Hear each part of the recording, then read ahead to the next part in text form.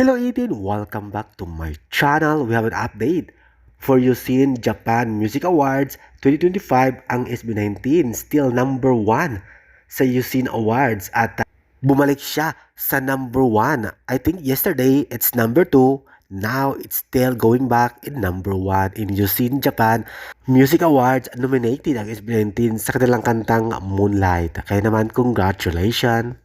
I don't ever slow up, no I don't take shit. I got no love for the fakeness. If you wanna play tough and wanna hate this, I'll always show up. I don't ever slow up, no I don't take shit. I got no love for the fakeness. If you wanna play tough and wanna hate this, I'll always show up and make a statement. I don't ever slow up, no I don't take shit.